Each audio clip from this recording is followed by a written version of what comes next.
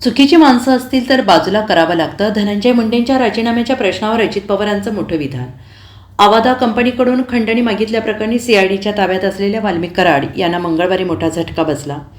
केज सत्र न्यायालयातील वाल्मिक कराड याला 14 दिवसांची न्यायालयीन कोठडी सुनावली गेली. तसेच मस्साजोगचे सरपंच संतोष देशमुख यांच्या हत्येच्या कटाच्या सहभागात संशयित म्हणून वाल्मिक कराडवर मंगळवारी महाराष्ट्र संघटित गुन्हेगारी कलमान्वये मोक्का गुन्हा दाखल करण्यात आला असून आज वाल्मिक कराडला पुन्हा बीड जिल्हा सत्र न्यायालयासमोर हजर करण्यात येणार आहे.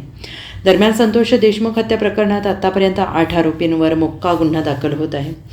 वाल्मिक कराड आणि मंत्री धनंजय मुंडे यांचे संबंध असल्याचा आरोप केला जात आहे. तसेच विरोधकांकडून सतत धनंजय मुंडेंच्या मंत्रिपदाच्या राजीनाम्याची मागणी देखील केली जात आहे. या दरम्यान मंत्री धनंजय मुंडे यांचा राजीनामा घेणार का असा प्रश्न पत्रकारांनी उपमुख्यमंत्री अजित पवार यांना विचारला असता यावर अजित पवार यांनी रोखठोक उत्तर दिलं. जे कोणी दोषी असतील त्यांच्यावर कारवाई केली जाणार. कोणाकडे काही पुरावे असतील त्यांनी आम्हाला द्यावे, त्यांच्यावर आम्ही कारवाई करू असं अजितदा यांनी म्हटलेलं आहे.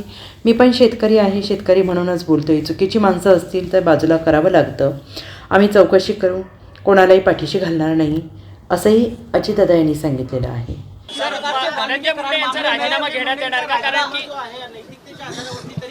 जे कोणी दोषी असेल त्यांच्यावर कारवाई करा असं मुख्यमंत्र्यांना सांगितलेलं आणि मुख्यमंत्री त्या पद्धतीनं दोषींवर कारवाई करतात.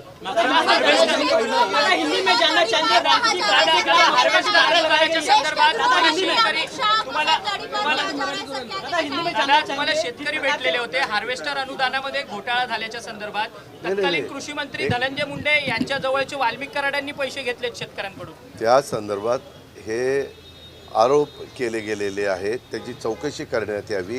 जे दोषी असेल त्यांच्यावर कारवाई करू. मी आत्ता म्हणलं की तू माझ्याकडनं लाख रुपये घेतले पण शेतकऱ्यांनी तसे मग तेच म्हणतो ना, मी पण शेतकरी आहे बाबा. मी शेतकरी म्हणूनच म्हणतोय की तू माझ्याकडनं लाख रुपये घेतले. मी त्याच्याबद्दल एवढंच तुम्हाला सांगतो. मी काय करतो, तुम्हाला वेळ देतो त्यावेळेस तुम्ही तिसऱ्यातच शिरता.